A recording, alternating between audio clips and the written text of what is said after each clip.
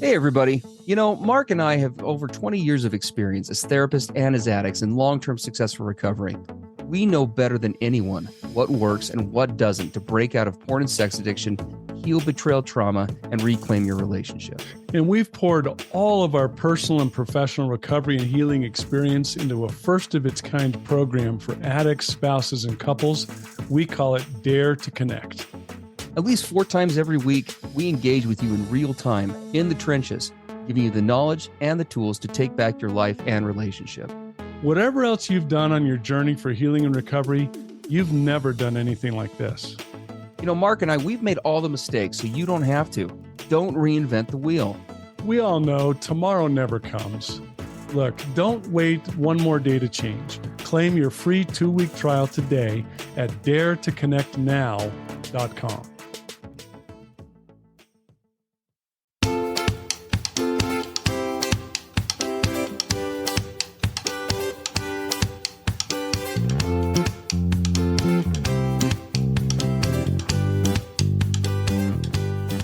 Hey, everybody. I'm Steve Moore. And I'm Mark Castleman. We know the pain and heartbreak of porn and sex addiction. And we know the triumph of breaking completely free. Every day, we help our clients find hope and healing. Join us in the fight to take back your life, your marriage, and be stronger than ever. This is the PBSE Squared podcast.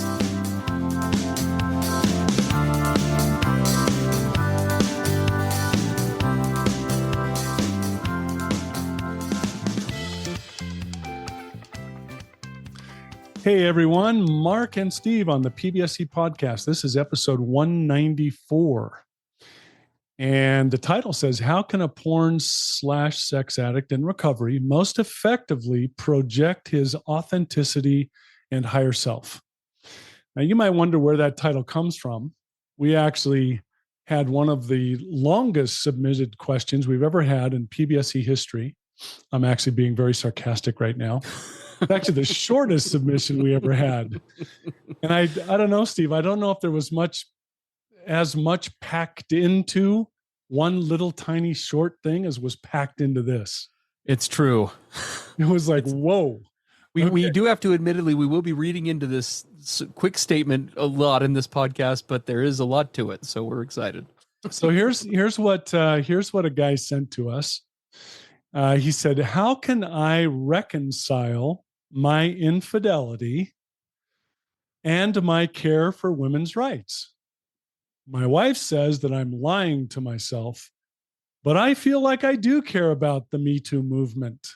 Like, WTF with 3 question marks. Oh, so and I think we're like, oh man, there is a lot packed in that little brief submission to us. There is. And I just got to say, it is short and it is kind of slingish, but it was honestly kind of refreshing because I just liked how he just kind of put his frustration in the whole thing. He just kind of like, he did. Crap. He did. And Steve and I talked about this at length. We thought, okay, is this going to be a big PBSE podcast about all of the contradictions between somebody who frequents pornography and is unfaithful and betrays and does all this stuff, and how that contradicts, being somebody who champions and stands up for women's rights? Are we going to make it all about that? And while we feel extremely passionate about what I just said, and so this could easily have been a podcast on that topic, we thought, instead, why don't we make the focus of this? Because let's make an assumption. We don't know this for sure, but let's make an assumption that this guy that sent this into us is really sincere. Let's say that he genuinely does feel strongly about women's rights and protecting women, even though he's had, really betraying behaviors and, quite frankly, acted in ways that would be the opposite of that. So in some ways, he's a walking contradiction. And you're listening to 2 guys on this PBS podcast today where we have absolutely been walking contradictions, where we have engaged in the past in our heavy addiction years in behaviors that were not championing women's rights or being respectful or faithful or any of those things. And yet at the same time, there was a higher self within us, an authentic self, where we did feel strongly about those issues. And so we, as so many addicts do, we suffered with great duplicity, right? We were a paradox. But that doesn't mean that there wasn't a part of us that didn't feel very strongly about that. But what we also saw in this was, so if he's genuine and sincere about the fact that he does feel strongly about women's rights and all the things that come with that, how is he coming about communicating and projecting that with his partner? That's why we made the title of this, how can a porn sex addict in recovery, notice I said in recovery, most effectively project his authenticity and higher self? Maybe the way he's doing it, maybe things going on in his life are not those that his partner says, oh, he's really proving to me with a lot of evidence he does feel strongly about respect and my rights and standing up for women and all of that. But maybe he's just not communicating and living his life, and maybe he just doesn't know how to go about really projecting that authenticity and higher self. So we wanted to make it about that. No, I love that. I love what you're talking about, Mark, because it's true. You know, there is a whole lot behind this question, and we are going to be kind of inferring a little bit, but we can really empathize with a lot of what we hear this guy expressing kind of behind the question, right? Obviously, he's bringing up this idea of like, look, I care about women and I care about rights, but I obviously do have this history of infidelity. My wife says that I'm in denial, right? That I'm lying to myself, but I feel like I do care. Mm-hmm. And so, you know, what do I do about that? Right.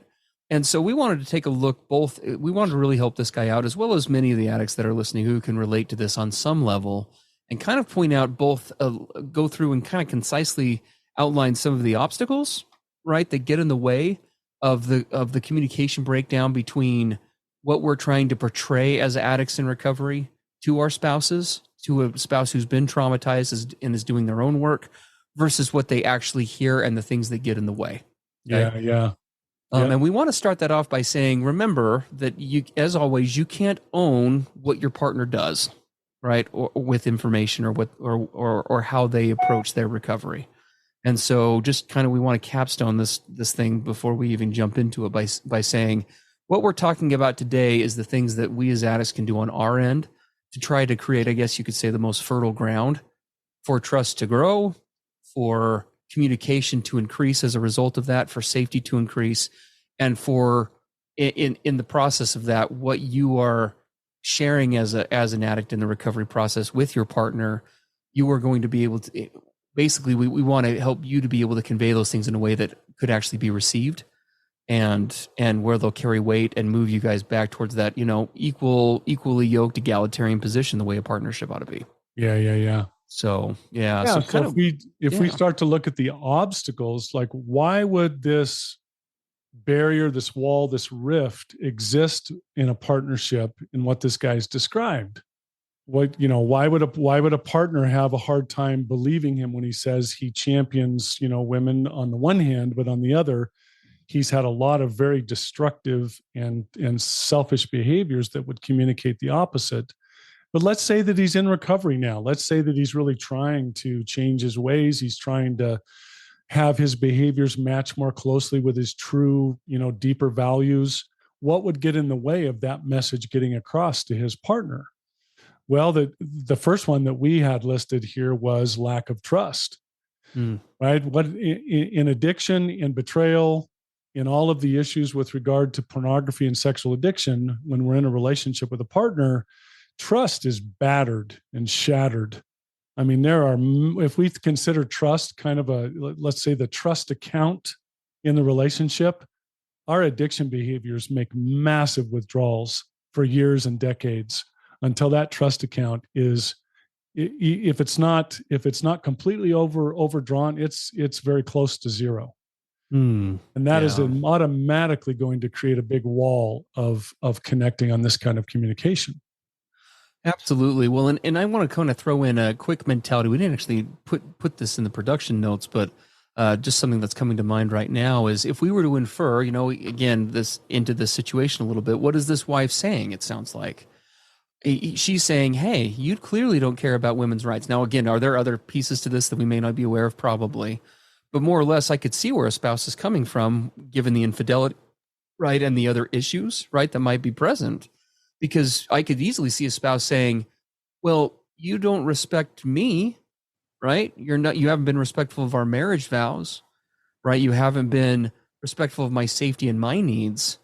So why would I think that you're going to be respectful of women's rights, right? Mm-hmm. Or even understand where they're coming from? You're not even honoring the woman that you love, right? The woman you're committed to. So if I take that as any sort of an extension into the real world, what I'm learning through my betrayal is that, what the evidence is showing me is at the end of the day, you're not going to be there and really understand where I'm coming from, or empathize or connect with it, or stand up for me. So, right, that's probably part of what is going on here. So hopefully that kind of fills in the void a little bit as we talk about these obstacles of probably what's happening here.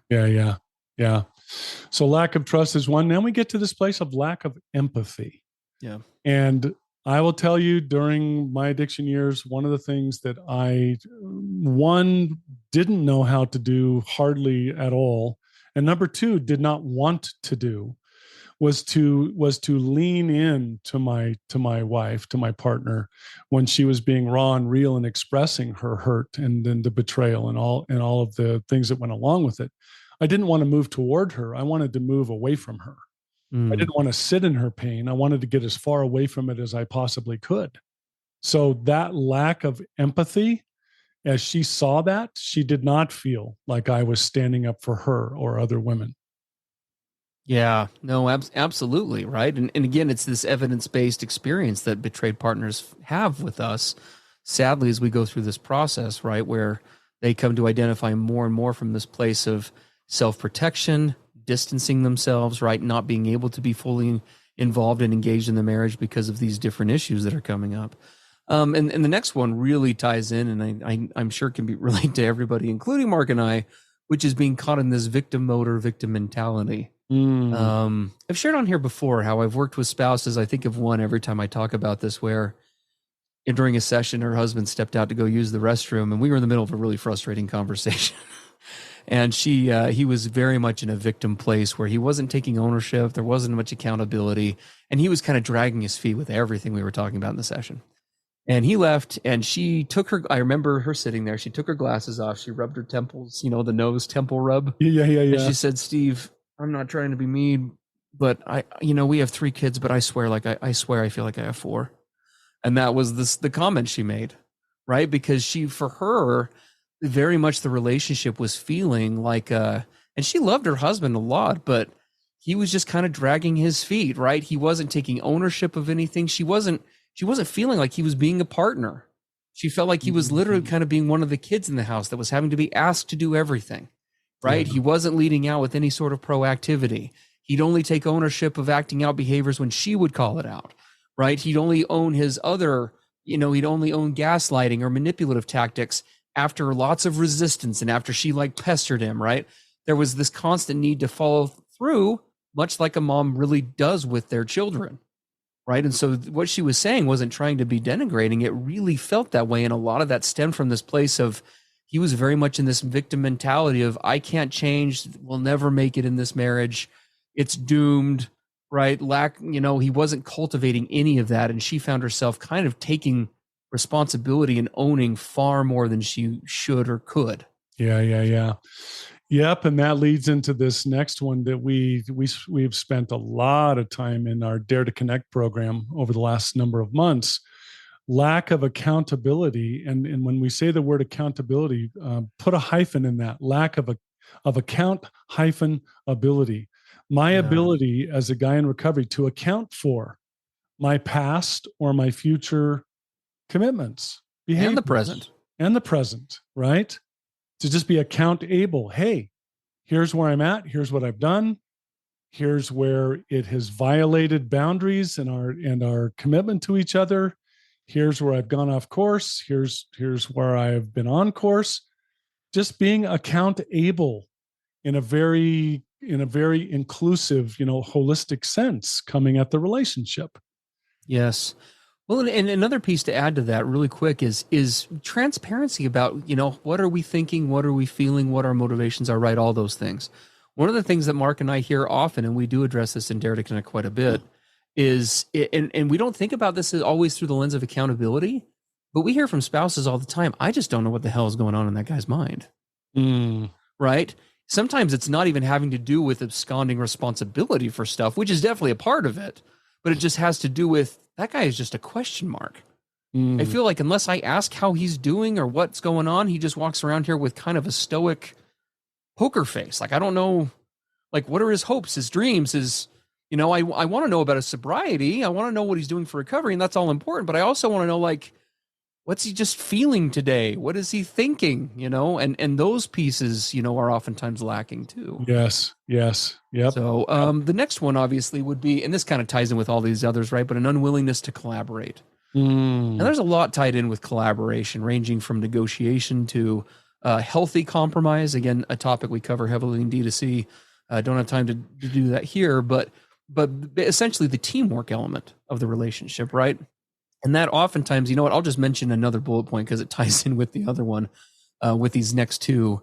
That usually, oftentimes, where we see that lack of unwillingness to collaborate stems from a couple of things. One is definitely a lack of shame resilience. Guys who are heavily involved in shame and are already convinced that the sky is falling, right? That the marriage is doomed, that things are hopeless. These are all things, by the way, that are Steve, right? She thinks I'm a jerk. I'm a loser. I'll never be able to change. She can't believe I can change. I don't believe I can change, right? All of those elements, right? Those feed into that. But then also this shows up as what we call, Mark actually is the one who kind of came up with this term or changed it a little bit from what I typically use before I met him, but what we term ego defense mechanisms, right? So things like pride, stubbornness, machismo, which is a cultural norm in certain countries, right? Ego. These things all get in the way, right, of this unwillingness to collaborate. Yeah, we hear it as, guys will be guys, boys will be boys. Actually, in our on Sundays in Dare to Connect, we have live support groups, one for addicts in recovery and another support group for women in betrayal trauma healing. And last night we had a new guy come into the Dare to Connect support group, and he expressed why he was there last night. He said, frankly, I'm here with all of you guys because I can't find support to overcome this sexual addiction anywhere else. My peers and my friends all tell me I'm crazy. Why would I even bother trying to do anything with this? It's totally normal. It's what guys do. And that my spouse just needs to get her act together. Oh my God. And he said, I had to come here because nobody else even thinks it's an issue. That's just so disheartening. So disheartening, but so true, right? So true. And so, and you can see where a lot of these cultural issues, these cultural paradigms, these incorrect paradigms they come from. That actually segues really well into kind of one of the other big obstacles. We talked about this a while ago here on the podcast, but just a real quick reiteration of it. I have oftentimes had discussions with other colleagues of mine and with clients, and I think I'm at a point in my career where I would make a case to most guys that in some ways, out of all of the forms of acting out that sexual addiction takes, I think that pornography might be one of the most damaging, at least to the individual, which I know sounds kind of crazy to some people, but let me tell you why. There are a lot of behaviors, obviously, that sexual addiction can encompass, sexual compulsivity can encompass. But one of the most damning things about pornography is all of the subtle messaging and brain rewiring that occurs when one is viewing and witnessing pornography, because it's not just the pornography itself, it's values around men and women.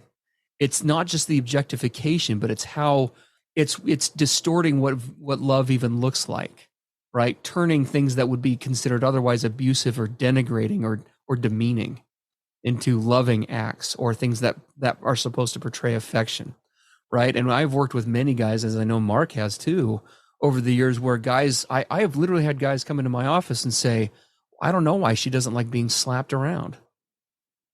And they will ask that as a genuine question, right? I hope that's not too triggering for some listening, but they have involved themselves in certain types and forms of pornography where they've engaged with that for so long, their brain is literally, that's where they got their sex education, for lack of a better term. And they're Yes. just referencing from a place of, well, why wouldn't a woman expect to be treated that way? I mean, that's what you do, right? Yeah, I'll have It's guys come and tragic. say, I don't know why she's so turned off by this particular sexual position or this particular thing that I insist on doing in the bedroom. I don't know why it's such a thing for her. Right. Mm-hmm. They'll try to, this is back to the machismo, the culture where she's just a prude or she's not open-minded or, and it goes on and on and on with all the things that I've heard. Yeah. Yeah. So tragic. So lots of different areas. And that can also just come from cultural norms, right? It's not just pornography. We work with many clients who struggle with seeing, male and female roles as being egalitarian, right? Sometimes, sadly, we work with guys who still come from a kind of an old, very sexist mentality and upbringing where women are in some ways somehow inferior or subordinate to men. I mean, just very tragic things, right? So these are all very real obstacles that can get in the way. The last one that we would put on here is what we're kind of terming the addict/survival resistance mentality. Yes. Now, this encompasses a lot, and we did cover this pretty thoroughly in D2C the other day. We can't do it here. We don't have the time, but the long and short of what this is referring to is kind of the codependence that the brain begins to register around a compulsive behavior on an emotional needs level, right? As addiction deepens in the brain and the brain starts to register, the acting out behavior as a medicator, as a numbing outer, as a compensator for different things, it gains increased importance in the brain until, for most addicts, it reaches a point where on a subconscious level, the brain, instead of sexual activity being at the top of the Maslow's hierarchy of needs where it should be, meaning something that's more along the optional spectrum, right? Or something along the, more of a recreational, optional, one form among many ways of connecting spectrum, the brain looks to it as a survival mechanism, right? We need this to survive. And so anything that comes up and challenges that, and I remember feeling this very much before I knew how the concept worked as a therapist, anytime anybody even begins to edge towards our secrets or towards suspecting we're doing something wrong or calls us out on our stuff, what comes out? All of the worst sides of us that much like someone running from a bear in the woods come out to protect, right? What the brain says, if this gets challenged or violated, we're screwed and we can't let that happen. Yep. Right. Yep. How am I supposed to cope with difficult life or boredom or fear or needing pleasure or any of the rest of it? If someone just is suggesting that I might stop going to these outlets entirely, what am I going to do? Right? I can't let that go away. That can't happen. Massive resistance comes up. Absolutely. So those are some of the obstacles. Let's jump quickly to the solutions. Yeah, we better. And we laughed at it. So we're like, nope, we're just gonna bomb drop the problems and we're gonna end the podcast. There you go, guys. Oh, there's all the problems and you're screwed. All right. Anyway, have a great day. No, we're not going to do that. We're going to talk about the solutions. So one of these is actively seeking and developing trust building experiences. Trust isn't an all or nothing thing. I know we as addicts tend to be black or white thinkers, all or nothing thinkers. And I thought, you know what? Trust with my partner is completely shot to crap. I mean, how can I might as well not even bother. But we don't, what I wasn't realizing and what we don't realize is there are multiple myriad opportunities every day for little trust building situations. I call them little deposits into the relationship trust account. So many of those chances on a daily basis. And are we actively seeking to notice those, to develop them, to make sure that we're paying attention and that we're intentional? There's another opportunity to put a deposit into the trust account. I noticed that the trash compactor was smelly in my kitchen, and I took out the trash without her asking me to. Yeah. Trust deposit, right? Totally. So that's one of the solutions. Look for all of those trust deposits that can be made. And by the way, guys, one thing that we would just throw out there, and I know it sounds super simple and obvious, but it's shocking how many times we don't do this. Just ask, right? Every person's unique. And if you're sincere about this process, solution would be to say, hey, meet it with transparency. I would like to become more trusting to you, right? I know that we have a lot of trust issues. Here are some of the thoughts that I have about how I might go about that. Would that resonate for you, or is there a better way to go about this? Right. Yeah. So collaborate. Anyway, that's just a I thought. love that. Ask, what are some ways that I could start to try to rebuild trust today? Absolutely. Imagine Right. that. And then if you're told, please follow through. Oh, thank you for mentioning that. Because if Right. you don't, yes. you're That's the asking. whole exercise, right? Yeah. If you ask and you're told, you're given a request and then you don't follow through, massive withdrawal again from the trust account. Absolutely. Guys, if you're asking for that and you get something from your spouse and it's realistic and achievable and it's not something that's inauthentic or not realistic, that just became the most important thing of your day if you're doing this I smart. would totally agree. That just became the most important task that happens before the sun sets. So definitely a good approach. And openness to other paradigms, right? Other ways of thinking, in other words, and other ways of doing things. This one is a big one, and Mark brought this up before we started today, and I appreciated him doing it because, you know, we and it kind of ties in with the survival mentality. It kind of ties in with the shame. But we addicts, for lots of reasons, and sometimes because of our own trauma, to be fair, we really struggle to allow any sort of input or feedback in from anyone about anything. And we find ourselves caught in this never-ending struggle of, I want to get better from my addiction. And gosh, does this describe Steve to a T, but I don't want to involve anybody in it. I don't want it to disturb my existing paradigms, my existing, exactly, the way I cope with life, the way I deal with things, my pleasure outlets. As long as it doesn't disturb the status quo, then I'm open. Yes. And we have to, and if you're going to change, then there has to be an openness to and a recognition for, as my therapist told me one day lovingly, as my wife sat on the couch next to me, Steve, you are a smart guy. I was a therapist at the time, and you know a lot about addiction. But when it comes to you personally, your very best, smartest thinking got your ass next to your wife here on my couch. And that was a great way of putting it. We had a high level of trust between us at the time, and I was appreciated. Your best thinking got you here, Steve. Yep, your best thinking got your butt here. So maybe you need to change that. So having that openness is huge. Practicing and growing. And Mark mentioned these terms before: active accountability, hyphenated, and active response, ability. Right? So active accountability, meaning I'm being transparent and open and following up and taking ownership of myself, right? Standing in the light, so to speak. And the second piece being the actual follow through, right? What am I doing in regard to my responsibility? What am I taking charge of? What am I not just owning, but actively working on and putting the work in, and what actions am I taking? Yep. Right? Yep. And this other one is humongous. We talk about this in Dare to Connect constantly. Developing vulnerability and mindfulness, right? Becoming aware of how I think, how I behave, what I'm doing, stepping back to be a watcher and an observer of my own habitual thoughts and behaviors. And then as I start to become more self-noticing and self-analytical, becoming vulnerable and transparent in expressing that, putting it out on the table, not waiting for a partner to shine the light on me, shining the light on myself and saying, yes, here I am. I'm becoming much more aware of how I think and what I do, both from a negative and positive standpoint. And I'm voluntarily bringing this out into the open so that I can be account-able and response-able, so that I can get help, so that I can be honest and have integrity. Here I am, right?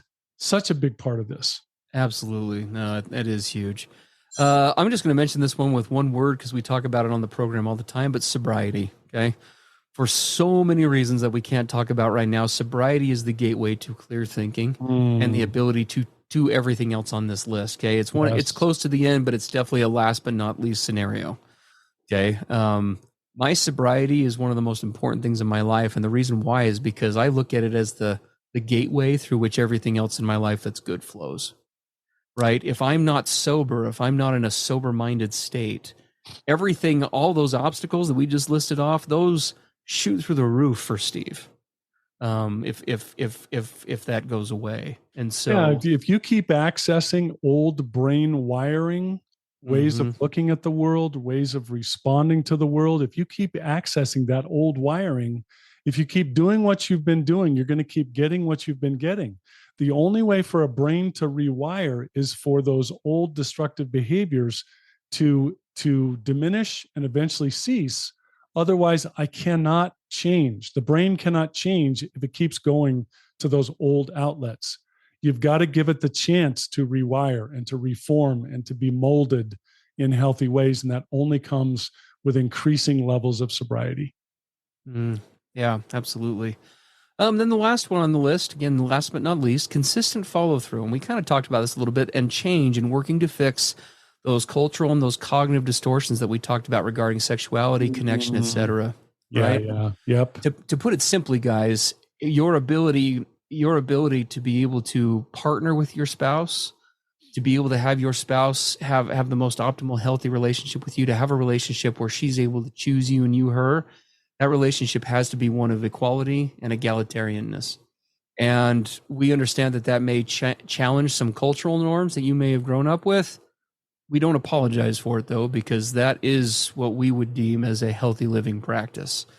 Being able to see your partner as an equal in all things, being able to see them through a lens of somebody deserving of the same amount of respect, of dignity, of value, of worth, of capability as yourself, is critical in this process. If you're looking to form a healthy relationship that we talk about here on this podcast, if those things aren't something that you can adopt, this podcast probably won't go very far with you at all. And as you do notice those areas in your relationship where it hasn't been equal, or you've had these old cultural things and machismo and, the sexual culture bringing all sorts of things in, you have to, as you start to notice those things, having a willingness to let go of old ways. I call it putting them on the sacrificial altar for the good of the relationship. Am I willing to let go of these things and start to introduce and adopt new ways? Or am I going to be stubborn on holding on to them? Right? It has a great deal to do whether this all goes forward together as a couple or not. Absolutely. Well, we do have an assignment for you, Addict, something to start working on. And we can only include one among the many that we would do with all these other topics. Before we do that, though, guys, if you have not taken advantage of, you've heard us mention our Dare to Connect program for addict spouses and couples a couple of times during the podcast, just briefly. And we mention it not just for plugs. We mention it because this is where we do all this hard work. If you like what you hear on this podcast, you will love the Dare to Connect program. We hear often from people how much this podcast helps people, and we're really grateful for that. But we know from personal experience that one can only gain so much from a 20 to 30 minute podcast once a week. Come and join a program where you're getting 25 hours of content a month, and you're able to get interactive experiences with us, ask us questions, get answers in real time, a community of support. We would love to have you come join us. You can grab a 2-week trial to give that a shot and see what it's all about. And we strongly encourage you to do that at daretoconnectnow.com. We'd love to hear from you there. But as we wrap up with the assignment here, the assignment is pretty simple, guys. For all of you addicts out there, we would ask you guys to sit down and take we're borrowing a 12-step concept here, but to take an accurate self-inventory, right? And what that would mean is more or less go back, whip out that piece of paper and a pencil or tablet or phone, or I guess Mark and I are ancient. A shovel and a piece of coal right on the back of that, whatever you need to do. But take down this list of both these obstacles and solutions and ask yourself, what would be, step one would be to ask yourself, where am I measuring both in this obstacles list and this solutions list? Like, honestly assess yourself. Where are you at with that? And I think this, and then the second piece, Mark, what would the second piece to that be? So just go back and listen to this podcast and list down each one of the obstacles you hear individually, each one of the solutions, and then look at each one and rate yourself. Where are you at? Oh, yes. This lack of empathy. God, I'm not very good at listening or leaning in. Okay, I'm going to set some really basic goals on how to start making progress to develop better skills with that particular thing. Do that with each of the items you've heard today. Rate yourself, be brutally honest in your self-assessment, and identify some key areas where you would like to start doing some work and then chipping away at it each day. Well, the last thing that I would add to that too, we want to make sure we include this, is enlist the help of some trusted other people in your world. A spouse may not be good to go to for this for multiple reasons, depending where you're at in this process. But if you have a close friend or a family member, I'm always a fan of, I tell clients all the time that a good therapist should operate like a good friend, meaning that they're going to love you enough to tell you the things that you need to hear, not what you want to hear. Yep. And so if you've got somebody trusting your world that you can bounce some of this off of, we'd strongly encourage you to do so. We all have blind spots. Everybody does. And being able to get some feedback from somebody to be able to help you to lovingly point out, Mark does this with Steve all the time. We're not just business partners. We are good friends. And he's more than once said, have you looked at this? This might be something. And I always benefit from his vice wisdom. versa. He helps to curb my impetuousness. So no, we all need people like that in our world. So we would invite you to do that as well. Okay. Well, we just set the record for like one of our longest podcasts ever. So we better wrap up. Yeah, we better sign off. As always, guys, if you want to send anything into the podcast, feel free to email us, or not email us, rather. There's just a contact form at the bottom of our website, pbsepodcast.com. That's pbsepodcast.com. We'd love to hear from you and address your topics here in real time on the program. And as always, come and join us in D2C if you want to do the In the Trenches work with us 25 hours a month. We would love to see you over there at daretoconnectnow.com. And we will see you in our next episode with PBSE. Sounds great. Take care, guys. Everything expressed on the PBSE podcast are the opinions of the hosts and the participants, and is for informational and educational purposes only. This podcast should not be considered mental health therapy or as a substitute thereof. It is strongly recommended that you seek out the clinical guidance of an individual qualified mental health professional. If you're experiencing thoughts of suicide, self-harm, or a desire to harm others, please dial 911 or go to your nearest emergency room.